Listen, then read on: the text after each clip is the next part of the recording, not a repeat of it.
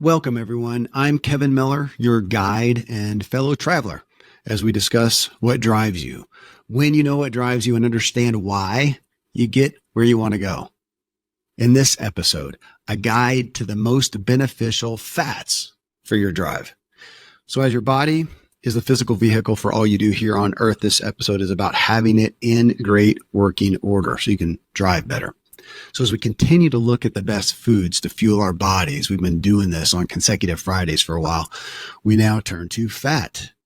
Well, most of us, I'm sure you know, grew up where fat was the enemy. So everything went to no fat or zero fat. And we Americans got fatter.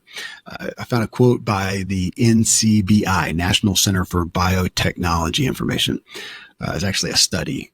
The prevalence, this is what they said, the prevalence of obesity changed relatively little during the 1960s and 70s, but it increased sharply over the ensuing decades from 13.4% in 1980 to 34.3% in 2008 among adults, and from 5 to 17% among children during the same period.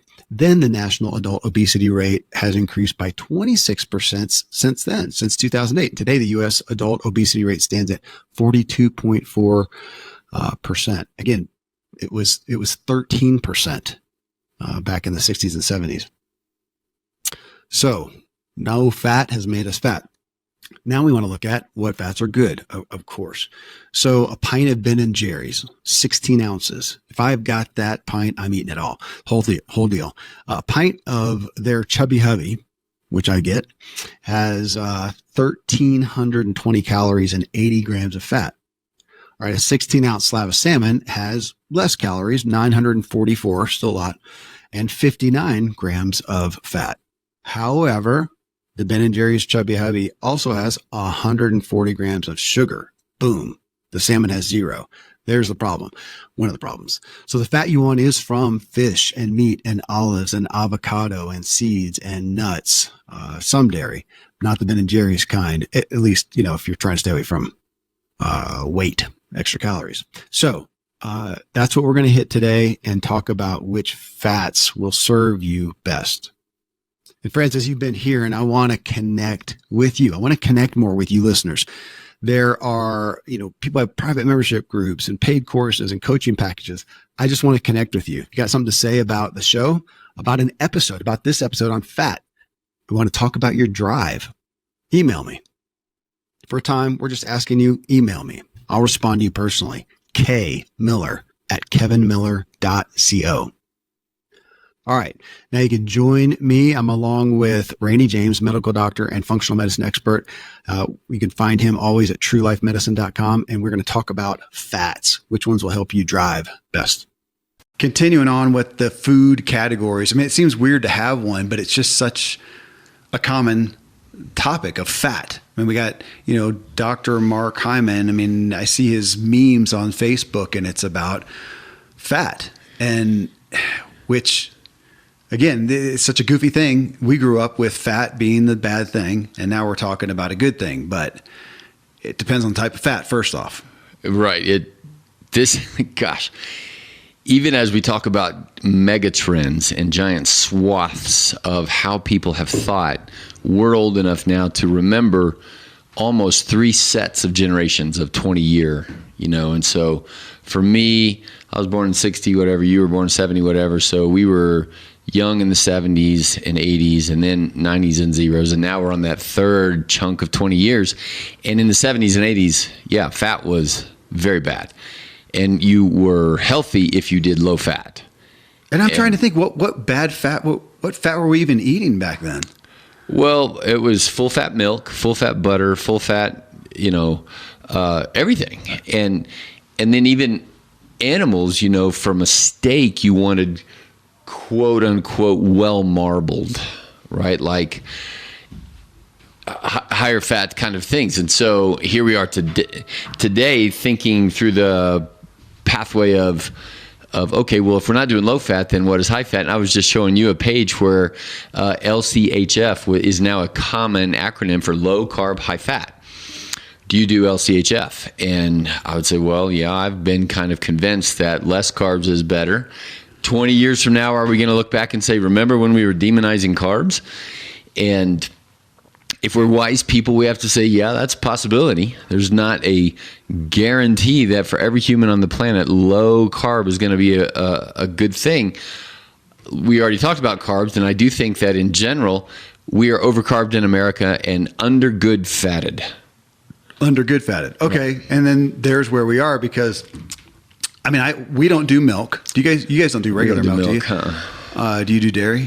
We do butter, and again, from happy cows. So the kind of butter, but butter and cheese. And I haven't been in ice cream for a few almost months now. Yeah. But ice cream, chocolate, these are all dairy. Well, no, dark chocolate doesn't have any in there. So yes, but butter. And now I added in goat milk kefir, and we're trying a cow milk kefir, but grass-fed, grass-finished. So we pay the extra amount. We don't get very much, and we don't use very much. So yeah, we do dairy. But I was going to say, so we do that. We do the expensive butter, but not a ton. I mean, there's plenty of days go by that I don't use butter at all. That's right. And I do think that back in the day, in the turn of the century, of the 19th or the 20th century, in the 1900s, again, 70% agrarian. Remember, most people had access to their own cow or the cow down the road, and it was luxurious to have the cream. We could talk to your dad. He grew up doing that, and the cream, and then clotted cream over here, which became kind of a cottage cheese. All of that stuff. And now these days, right, like every family knew how to make their own and had access, and Bessie out in the back was a happy cow. When I'm thinking even in my childhood, I probably had cereal for breakfast, unfortunately. With cereal, probably full fat milk. Yeah. And then at lunchtime. Also in the 70s, that milk was less processed, meaning the cow was happier than the dairy cow today. So I was getting a better fat. Probably. Yeah. Lunch probably had some kind of a meat with everything. And cheese. Yeah. And if you're getting the milk or the school lunch, it always had milk. Always had milk. Maybe it still does today. I don't remember. And then dinner would have been, whatever mom made, probably with a meat, so some fat there, and butter, probably a constant ingredient that I had. We almost always had bread, dinner roll. Yeah. And then fast forward to whenever I'm 19 or something, I go vegan. And no animal products, period. Where was I getting any fat? I wasn't even I did not eat avocados then. Coconut. You didn't do avocados, coconut then. Didn't do nuts. And you went vegan. You probably got, minimal fat. And carbs. It was bad fat. Well, you got Wesson oil because you ate Snickers and, Power Bars and those kind of things that had bad fat. Yeah. Now, but it's interesting to talk about, because this is what we all look at. Well, because this is what I would say as not knowing any better, I had some of the best years of pro cycling during that time. I lost. Or maybe you didn't. Well, or maybe it could have been better. Yeah. But I obviously performed, because I remember at the time people would say, where do you get your protein? And I said, I have no idea, but I won last weekend's race. But that could just speak to the amazing ability of the body to survive. Maybe I would have done better, or maybe I did do well, but I hurt myself long term. Again, we don't know. So here we are today with, it feels pretty confident that we're saying, fats. I mean, from a brain standpoint. So we're not here to make a case on the case for fats so much as to say the value they are and what fats are or the value they have in our diet and which fats are better. I mean, the case is, if we made it real quick though, that it's brain food, No, it's everything food. I mean, it's the case is already made. There's okay. And two things on that. I heard a little snippet that said, you've heard the phrase, you are what you eat. Right. And this guy turned around and he said, you know what? We actually should be eating more of what we are. And you are made up of mostly water, fat, and protein. Okay. Not carbs. And in fact, there's no such thing as, you've heard of essential fats, essential proteins. And essential means you have to eat them or you don't get them and you will die. And we don't have essential carbs? There's no essential carbs.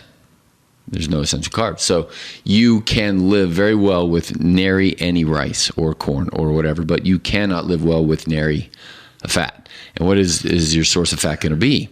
Well, and we'll talk about that. Like what? Okay, what are the? Hold on, but you saying we can't live very well. You would say we're not optimal without those things. And even if you could perform well in the moment, like I'm saying that I'm seem to have, we're still looking at the long term. Well, and we don't know because we can't compare you to you. Yeah, what would I have done if I had eaten? Right, okay. A well-fatted Kevin Miller at 20. What kind of racing would he have done? But now we can. This has been true all along. Like I can't compare myself to the self over there that is a different self, and hence we are stuck with randomized controlled trials. And when it comes to nutrition, it's just messy science. So at this point, and we're not going to say you, Dr. Randy James, functional medicine expert, you have not devoted your own science and research to the exact benefits of fat. You turn to the people that you trust who have done that, the Mark Hymans and the Dr. whoever's or whatever. I would even say to go once, Dr. Mark Hyman doesn't do it either. He does not have a chemistry lab in his office. He's turning to somebody else. He's looking at his own literature, and that's where any medical doctor is doing that. They're not doing. Well, some might be doing pure science, but they're at the universities. They're the ones. And what are they generally using? Rats, mice, and college kids to do these experiments. And again, that's messy science.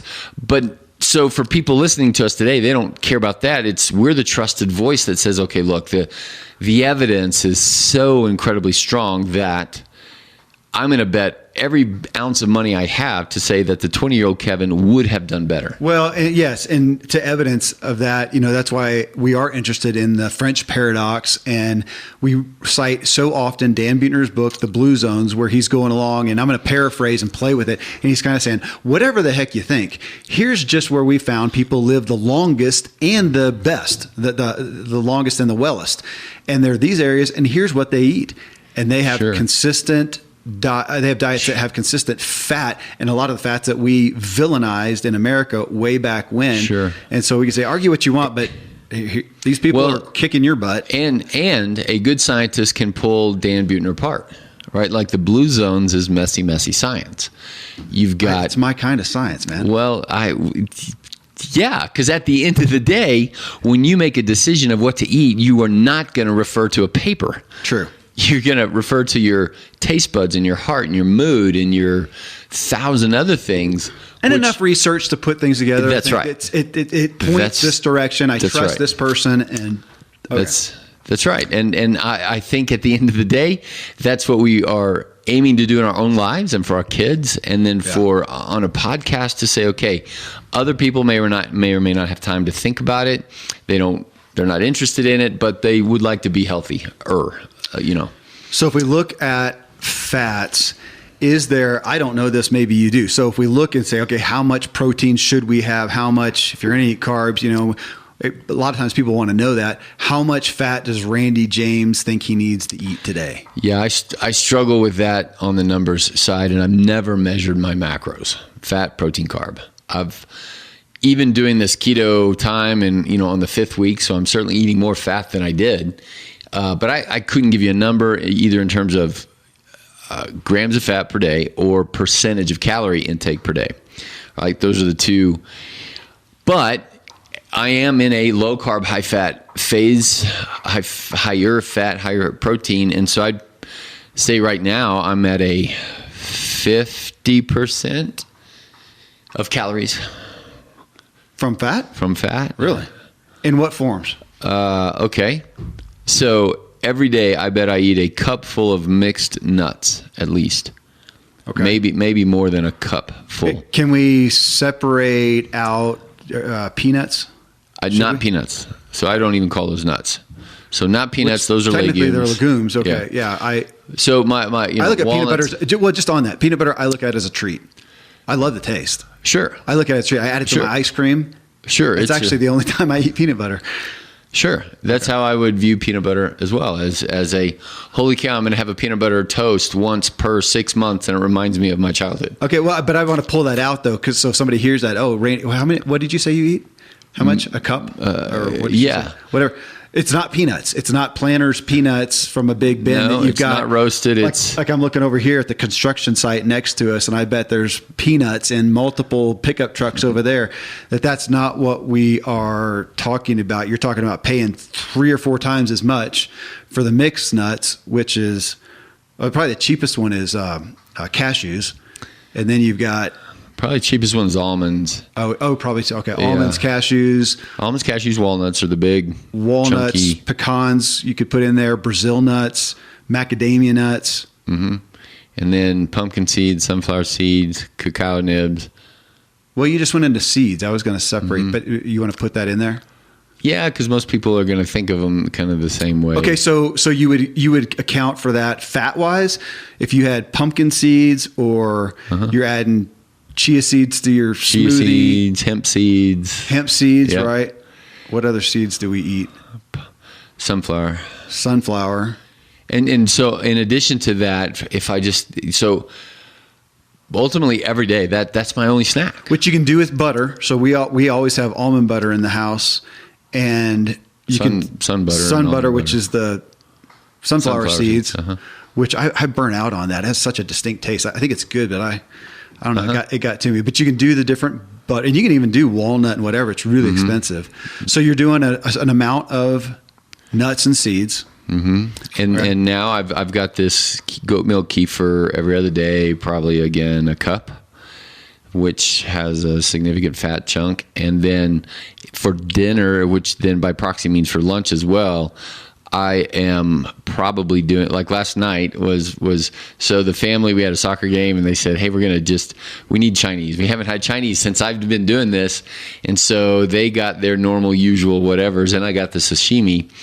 And with my sashimi, I made just a bucket full of kale, and I threw some cabbage in there. So cabbage, kale, sautéed with a bucket full of olive oil. So probably spreading that around a third of a cup. Okay. I mean, just a fourth of a cup or a third of a cup, a lot of oil. And then in a separate pan, probably, and then just a sprinkle of oil to saute onions, mushrooms, and all that. Mix it all together with my sashimi. Nice. And that was great. I wish I could do that. We're talking about foods, and people are always interested. So last night. Oh, here's a great tactic with your family. So I'm night before last, I've got 3 boys, and then a little girl, but they were all hungry. So I'm making dinner, and I can't even remember what I made. I made some kind of a meat thing or whatever, and I was late with it, and my veggies were done first, and it was shredded onions, yellow squash, and then I just threw a bunch of broccoli in there as well, and a stick and a half of really high quality butter. I mean, to where, stick and a half. So like later on, after it's cooled off, man, it's just a congealed mess. Yeah. It's disgusting. But I put it out. I said, well, guys, I don't have the rest of it ready. So I just got this. I put it out, and they just devoured it. The amount of veggies I got in them and fat, I was proud of myself. And last night was very similar. I did stir fry. And remember back in the 80s, so the 70s, not so much, but back in the 80s, my mom always put, in the 70s, cheese on broccoli. Oh, yeah. And butter on rice. Yeah. And then it got utterly vilified. Yeah. And I also, as a kid, had a dairy allergy. But how much of that was the fact that the cows weren't happy anymore and got tortured and too much antibiotics and whatever? And how much of that was just me? And, of course, it's a combination of all of that. And at the same time, even with high-fat, good dairy, I would say you don't do it every day. Right? There's the law of rotation we talked about in the past. But now I'm absolutely going to melt some cheese on some broccoli to give to the kids. And there again, you can go get the sad cow cheese or pay the American cheese out the wazoo for grass-fed. And it's not the wazoo. It's relative to the average person. This is where it gets the stigma of healthy food costs so much. But I think it's 15-20% more. Okay.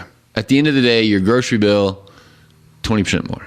Is where if you're cautious and conscientious and not careless. Okay. But not before you said 4 or 5 times, 4 times as much. I want to encourage people, but I don't want to. The effect is going to scare people away. Okay.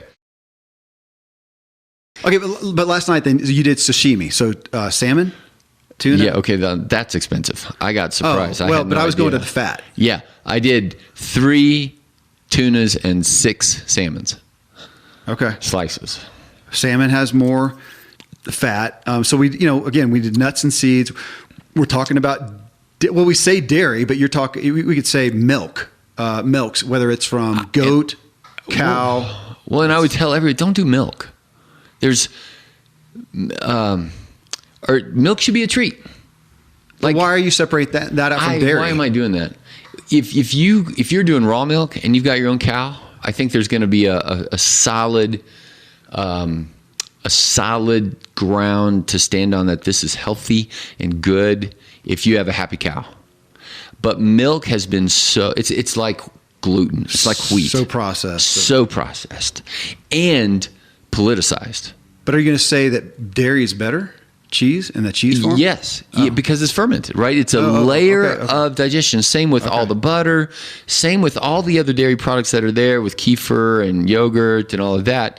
From a happy cow, from a company that's processing in the best way possible, and it's refrigerated and it's in glass or less plastic and yada yada, that in that case. And then add some goat in there, add some dairy, rotate things around. Can we bring in like over here at Natural Grocery, you can get cheese, almond cheese. I don't know if they do. Do they do coconut or is it just almond cheese? All kinds of fake cheeses for people who are super dairy intolerant. And I'd say, gosh, I'm so sorry. Or who just don't want to do animal products. Oh, yeah. Because I was thinking about yogurt, because I've been doing that a little more lately. I get grass-fed, what's it called? Greek yogurt. I'm looking for it with the highest protein, which is really interesting. You can get a Greek yogurt that has 12% protein or one that has 20. So I'm always looking at the protein content and the sugar. And that's the biggest downfall of all the healthy yogurts out there is you can end up, it's got as much sugar as a bowl of ice cream. It does. And even if there's 0 added sugar, remember lactose. It's going to have, It is a sugar. The good stuff that I get will still have like 4 to 6%, I think, sugar in it. Now there you can also get, if you don't want the dairy, coconut yogurts, and there's different varieties. But again, look at the fat content, the protein content, yada, yada. But again, just another source. Yeah. If I'm kind of excited about the things that we've been doing in my family, where I grew up, or since about 15, very dairy intolerant, down mostly in nasal congestion, skin, headache stuff. And I did better when I just went dairy free back then. And now, am I weller, healthier, more tolerant? And I'd say, well, I'm never going to drink a glass of milk again. I have no desire or want to. I don't know if you remember, but we did do raw milk when the kids were 3. For a while. It winds up being, back then, it was still about $10 a gallon. And I just didn't like it, and it was kind of weird tasting and whatever, but I loved the cream that would come with that and those kind of things. And it's special. It's not every day. And in that context, I am tolerating what I'm doing right now very well from a nasal congestion standpoint. And so, now if somebody's vegan, that's going to be a different thing. And I think a vegan is going to absolutely struggle to get good fat. Well, okay. So I want to we talked about dairy. I want to hit meat. We did a show on meat and basically said the healthiest, most nutrient dense, beneficial meat is from an animal that had the most natural life possible. Happiest. Yep. Happiest, most natural life. Yep. But from a fat, it's interesting. Our friend turned us on to the Alone show or document or whatever you call it. I don't know. It's called Alone, where they put people out in the wilderness. And because he told us because it was so interesting to see their pursuits of fat. So if they kill a squirrel. Porcupine was but if they kill a squirrel, it was, okay, I got lean meat, but it was so lean. Yeah. We need fat. And that was they were living or dying on fat. And porcupine, one guy killed a musk ox, but fish was the fish big is going to be your source that they were looking it's for. Like gold. Okay. So that if we're looking for fat content from meat, are you going to put fish at the top? Yes. Okay. I'm going to put, With salmon being What are the fattiest ones? The little ones. The little Sardines, anchovy, herring, mackerel. Okay. Smash fish. That's our acronym. The Sardines. stinky fish, you could almost say, too. That's what everybody thinks of. Those are stinky fish. Well, yeah, and why are they stinky? They're fattier? Yeah. Oh, really? Okay. And they're fishier. People say, oh, that's fishy fish. The fishiness is the oil. As opposed to what? The flaky stuff like tilapia that doesn't have much. Tilapia, catfish, cod, red snapper, which are warm water fish. That's why. Cold water fish, warm water fish, orange roughy.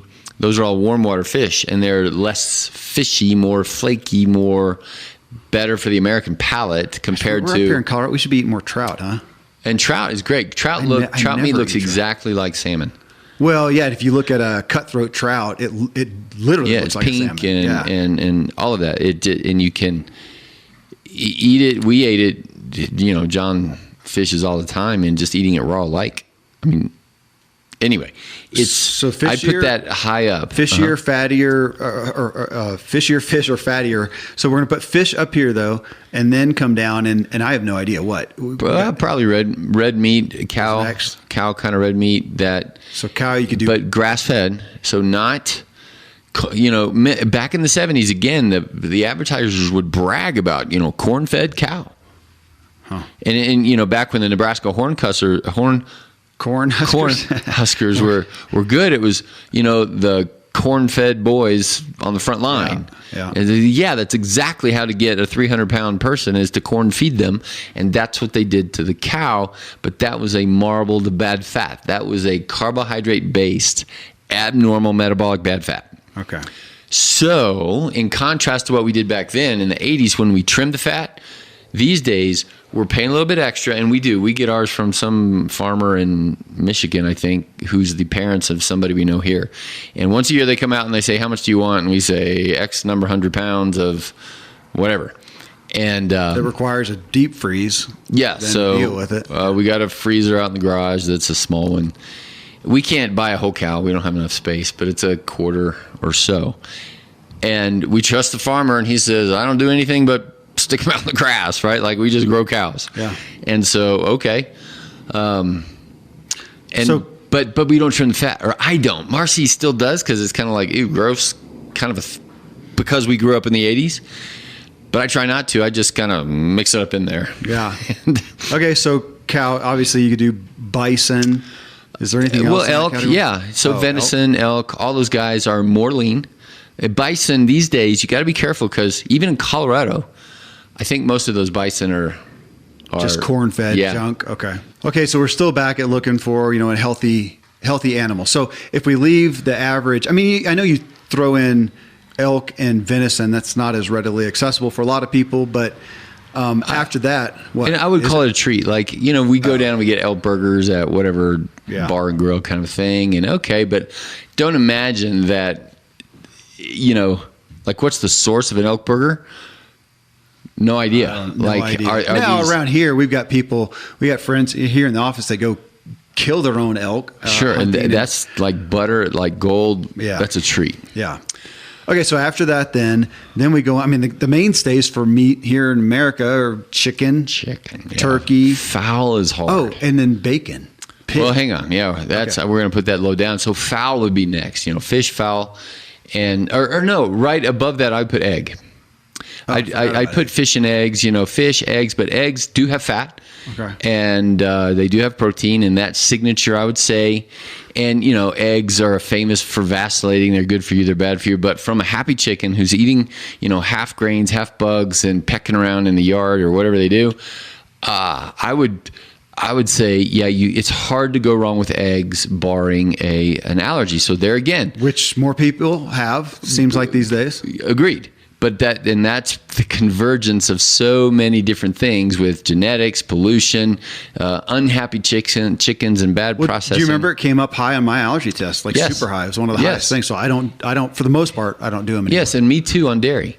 But I don't feel it, and I'm kind of running the risk of saying, if I'm doing good dairy and not every day, and I don't feel it, I'm gonna run with it, because those labs are also squishy. But I would put eggs up high, and like for me, if I didn't have family and I'm designing, I would, on a low carb, high fat, I would do 3 eggs for a helping, 3 or 4 on a good, veggie scramble or something like that, twice a week, maybe 3.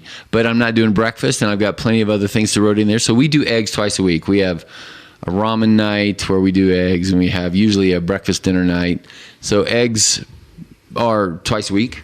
Okay. And I'd put those high up there. And then the fowl is hard because even for us and trying to get, a well-grown chicken, there's no such thing as, you talk about range-free and all that kind of stuff, but with a cow that's grass-fed, grass-finished, like that has to have a field.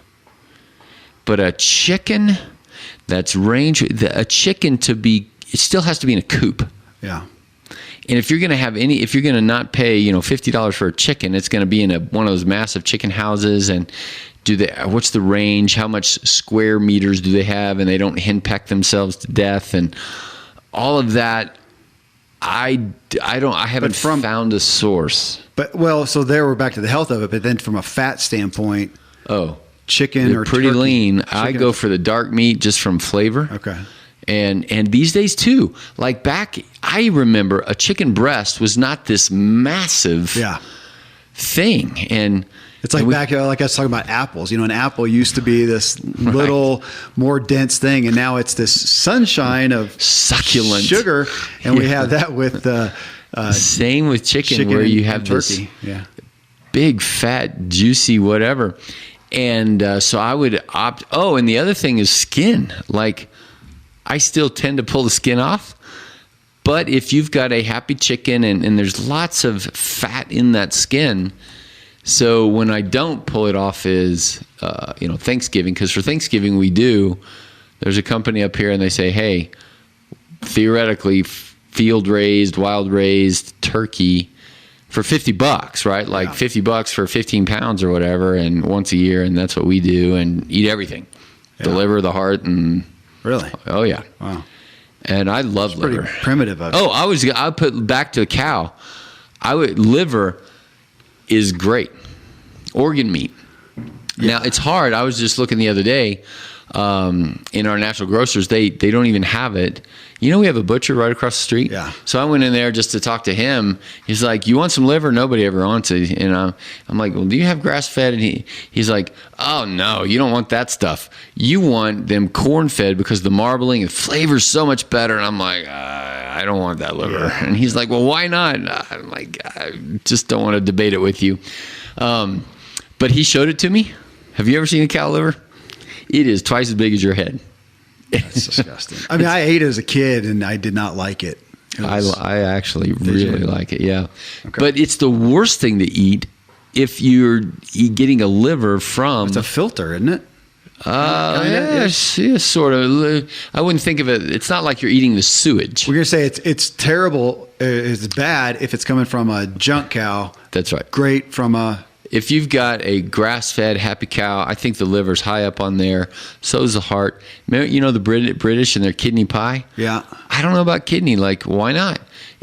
All organs are high fat, but you really, really have to make sure your source is trusted. I'd say even more with chicken livers, which I also love, because what are they growing up in and all of that. But organ meat, I'd put high up if you have a great source.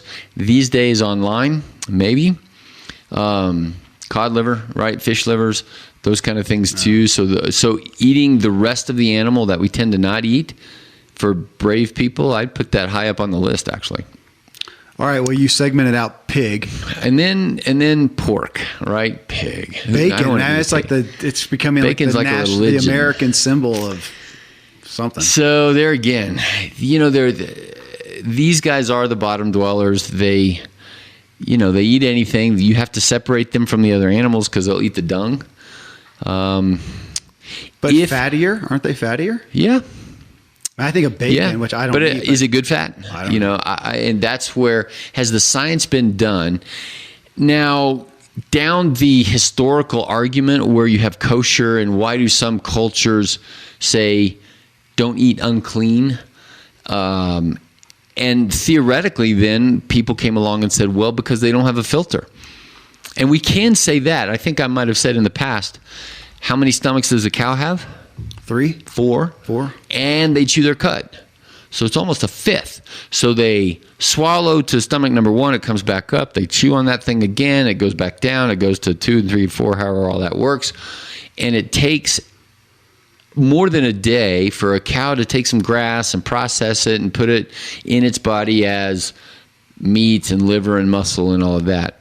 For a pig, the science is that it takes about 4 hours. So it's just going straight through. And if the pig is eating trash, you have trash separated by 4 hours of whatever a pig is doing to process that.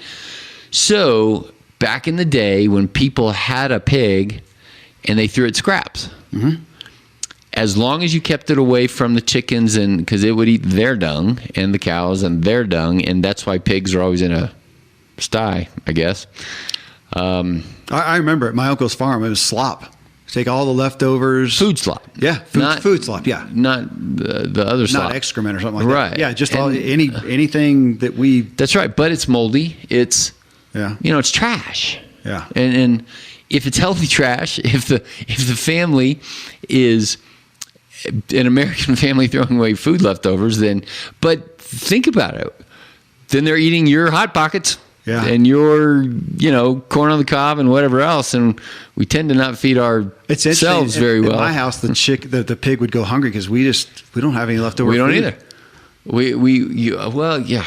A little bit of skin from the cucumbers and your cauliflower butt that maybe the butt of the cauliflower. Whatever I eat. Okay, so pigs anyway. So it does have some fat, probably better than fowl. More so, I mean, not better, but more so. More fat. Certainly more fat. More fat content, but then you just... So here's where I am. I'm getting ready. So Vital Choice is the company that I know from the fish. Now, vitalchoice.com is spread out into meat and some pork and things like that. So I'm going to order a liver just because I want to play with it. And do you get a side of bacon, side of pig ribs, side of some things like that? And I'd say... Gosh, what a treat. For 4th of July, you're going to roast them out there, do whatever you do. Absolutely. Like I love pork chops. Like it just, I grew up on them once every other week and liver and onions and those memories.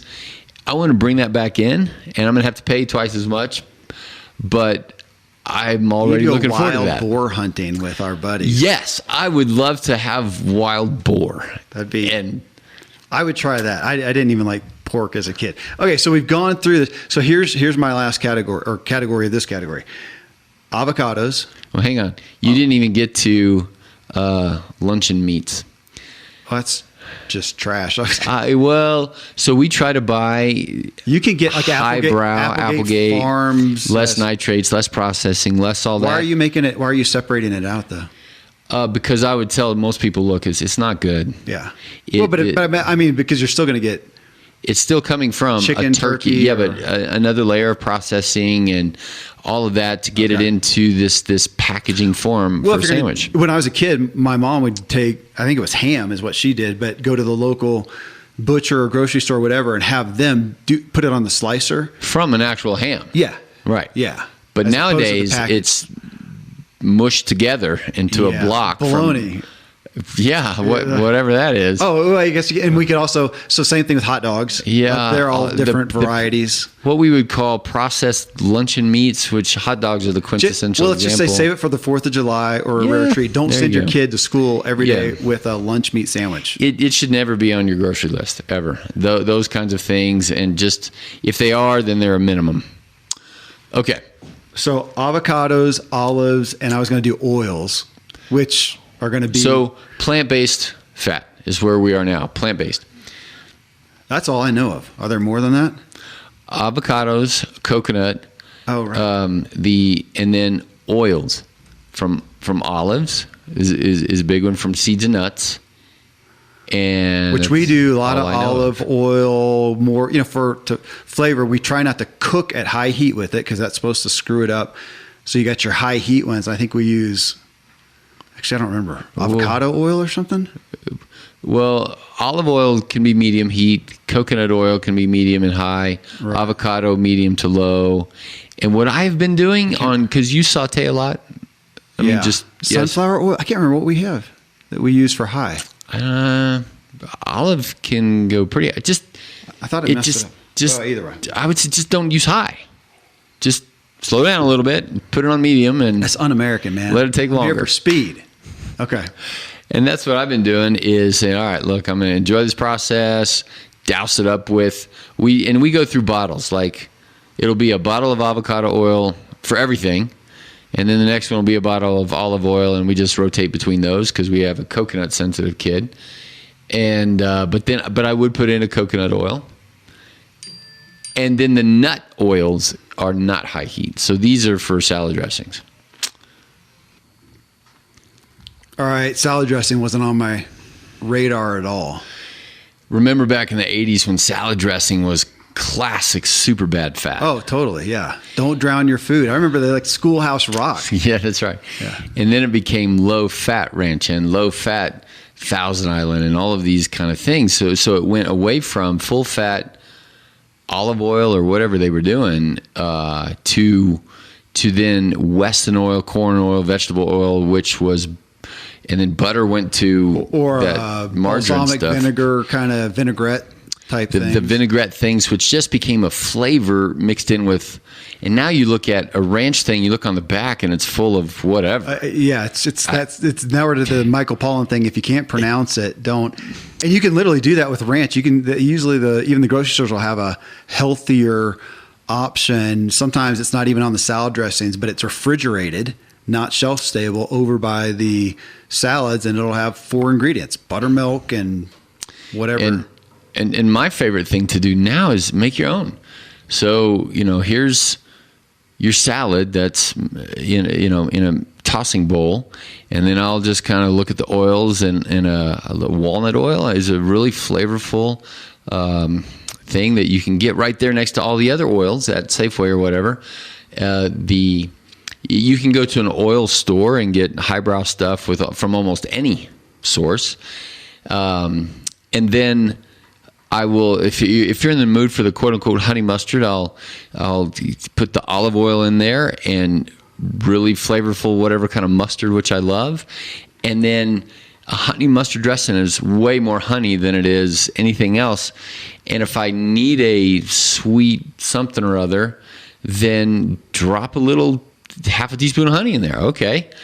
That's 3 ingredients. Yeah. And that's a honey mustard dressing.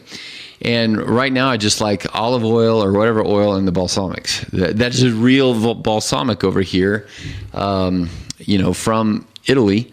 And it's what humans have been doing for a few thousand years. And all of a sudden we think we have to go to Thousand Island over here and get the low fat healthy version. It's crazy that we got here. We do a lot of ranch. I'll try to get good stuff because the kids, outside of salads, it's an easy dip for raw veggies. And then we're in that thing of you'd be better off with no dressing, but if it gets them to eat the raw veggies. Sure, then I think there is a happy medium there, and we'll do a lot of, locally made artisan salsa things. And the kids will, it's a little bit more interesting to do that. And I agree. You can't just give them, plain old steamed broccoli. But another relevant source of fat. So you're having a salad that you can put some dressing, and you can, again, check I've never really done that because I obviously was off my radar to think, how much fat am I getting in? Go get a fattier one if we're looking for fats. Yeah, fattier, plainer, and those are going to be your main sources. Now, olives, which you don't like. The one time I did was in Spain at an olive farm. Yeah, well, eating, these got picked a few minutes ago. We don't have that. Our grocery store here in town used to have like a kiosk of fancy olives that they got rid of. But, black olives are probably the most common one on pizzas. Probably, and I don't know. Do you know? My guess right off the bat is probably less fat in them than the green olive in the. And I don't know because I don't like them, so I haven't really investigated. But I suspect that you've palletized yourself to canned processed olives compared to what, like, we could really tell the difference on mangoes, asparagus, right? Fresh asparagus versus canned asparagus. Just a tremendous difference. And what is that in olives? I don't really know, but we do a lot. I mean, probably, you know, the big extra virgin cold pressed olive oil jar like that, and you put that stopper thing on the top of it. Oh, just olive oil, yeah. I bet we go through a glass but just to hit on fats, olives is another one. You know, black olives, green olives, Kalamata olives, whatever. All olives. But it does have some fat in that Good far as a fat, plant. So we do a good amount of black olives, and I always have green olives. I just like them, the salty, you know, with a little pimento in them. I use them a lot. I don't even think about them that much as a fat source, but relevant. But then, yeah, oils. And you can get a lot of oil in you on a given day. I mean, olive oil. And that doesn't, Americans don't like that because it doesn't fill you up, right? Like the amount of fat in a third of a cup of oil is a lot, but it's a third of a cup. That doesn't give you American satiation. That's what I'm enjoying this low carb, high fat diet last few weeks, is because, you know how we said that it feels good to be empty, but it's hard to get there. And what I'm noticing now is I don't have to do the torturous, you know, fasting of getting empty. But if I eat this way, I don't feel empty and I don't feel overfull eating 2 meals a day down that pathway. And, but I don't get the satiated full feeling. Without the carbs, you're probably not inflamed, dealing with as much. Feel like I'm not, or at less. Well, but as far as, but with the oils though, I look at them as if I'm trying to get good fats in and trying to get fats in general. Yeah, even like with a salad, I can have a regular salad, and let's say I'm going to use, you know, whatever dressing, ranch or something for the flavor. Man, I can pour in easy a quarter cup or whatever of olive oil and just mix it in. I like sauce. It just makes it saucier, and I'm getting more fats in. And same thing with a stir fry or you know, whatever. You can often get some oil in there, get some fat in. Well, and then avocado is the big one. I mean, if you look at back to like the Mark Hyman, it seems like he's always touting an avocado, and he has 2 a day or whatever, which that used to be a treat for me. Was an avocado. Now I've had enough that it's no longer a treat, and I'm kind of in a time when I'm not doing them as much. You know, guacamole though, whenever we have, probably once a week, we'll do that, and once in a while I'll buy it, but generally we make it. Get a bunch of avocados. Of course, you got to get them at the right softness or whatever, and then make guacamole. Man, my family will pound a lot of that out. But that's probably one of the most heralded, you know, and the fat and the healthy fat from the, you know, even from the functional medicine standpoint, is avocados and nuts. They seem to be, well, I guess oils, maybe olive oils are kind of upheld there. Sure. But an avocado, I mean, it's pretty high fat. Yeah. I'm going to have one for lunch today. All right. So I would put avocados high up there, and then I would say, okay, yeah, just don't ruin them. Don't do them too much, too often, too whatever else. And, you know, they're wealthy enough now that avocados was the best Super Bowl commercial, you know. Avocados from Mexico or however they, and okay. It, you know, that's better than the Doritos Super Bowl commercial. That is true. I suppose. But I feel like, you know, then Americans, we're just going to process avocados to such a great degree that we ruin them, whatever that might look like. Right. If you go and buy guacamole, it's got a preservative in it. Yeah. Right. And then you pop that thing open, and in a day, the top layer is black. You can get some of the grocery stores that'll make it there, and it's, you know, got a real short shelf life, and it's decent if you're not going to make your own, but it sure isn't hard. And we do that on occasion. Well, as a to-go, sometimes I'll grab that when you're heading to the soccer game and get some raw veggies and some guacamole in a thing, and it's an option to. So I'd put avocados high on the list, you know, 2 or 3 or 4 a week with breaks. Yeah. Okay. Are we covered fats? Just like with meats, you know, what about the processed fats? And so as a dairy intolerant family, we bought Earth Balance butter or something like that. That's a combination of palm oil. Yeah. We get that some. And some other things, no soy, no legume kind of things. So, you know, you got Wesson oil and canola oil. Canola gets, and then you go read various authors that say, I don't know why everybody's all mad at canola oil. It's okay, and you should do this, whatever. And so for people to just kind of say, well, just don't do that. And I would certainly say any vegetable oil, if it's labeled as vegetable oil, because that's most likely corn oil, Wesson oil, Crisco, and I would not put canola oil on there. And now I'm kind of alternating in our family butter with this earth balance thing, and I've got a dairy sensitive son. And so the processed oils I would put high on the very bad list. Like that's like those kinds of things that you go to extra effort to not do that. Well, yeah, I did oatmeal. I was just thinking for my little girl this morning, and I got it from you, a big dollop of probably 3 tablespoons worth of coconut oil in it. And then probably 2 tablespoons, maybe a little bit more of, almond butter in it as well to fatten that up. Oh, another processed one that people are doing these days is the MCT. Oh, yeah. And MCT oil is... bulletproof coffee. Yeah, bulletproof. Made that famous. I've got some MCT at home, and... Gosh, we didn't even hit that. Yeah, you can do that. That's another... That got big. You and I were doing that. Fat cofffies, yeah. We were doing fat coffee. That's what we called them. Oh, my gosh, we did it every day, and I can't... It's been a year, probably. I don't even hardly remember. It's so... What did we put in that? Coconut oil? Butter? Yeah, Was it butter. And... Then I have played around with the commercial variations of bulletproof, and Laird made some, and everybody's got some now. And if people are in that pre-dementia kind of category, or some brain inflammation and some things like that, I'd say, go through a few bottles of super high quality. And down on the high quality, I think it's C8 or C10, that it's a breakdown from coconut oil, and they process it and filter it out one more layer.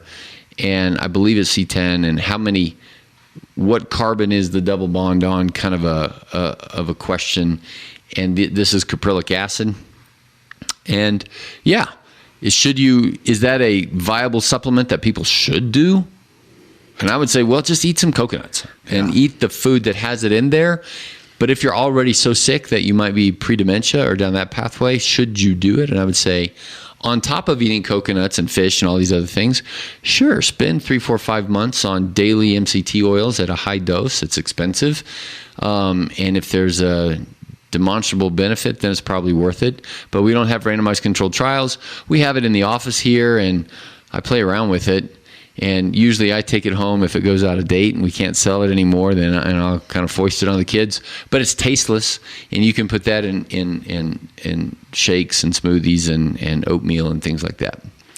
Well, so there you go. I think that for this audience, people striving to eat healthy, eat clean, eat whole foods, that it behooves us to probably make the effort to make sure we are getting some fat, because I can find myself going days if I'm not intentional, and man, I just didn't take much in. That's a good way to end. And here, another thing is, we are now where you've got Robbins and Bill Gates and some other big heavy hitters that are saying we need to get the earth plant-based, like this Impossible Burger and stuff like that.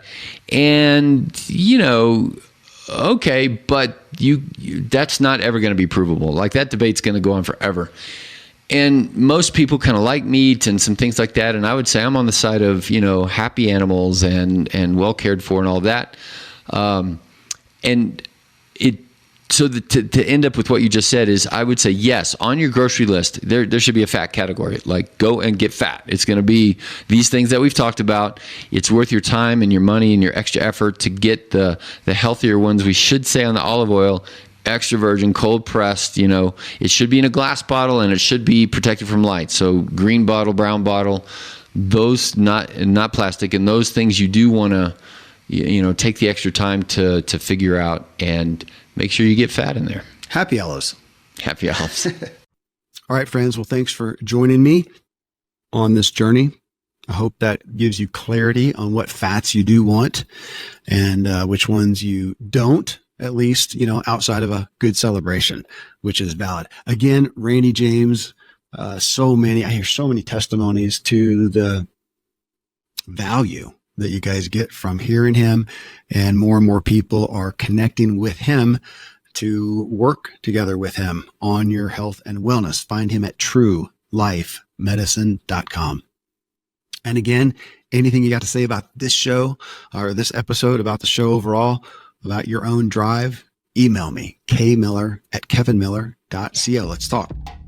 Well, I hope this episode helps you drive further and enjoy the ride. Thanks so much for joining me on this journey. I look forward to meeting you in the Drive Tribe community for ongoing discussions about each episode. You can subscribe to the Drive Drop newsletter for weekly updates. Find it all at kevinmiller.co, along with all our social media and video clips. Until next time, I hope this episode helps you drive further and enjoy the ride.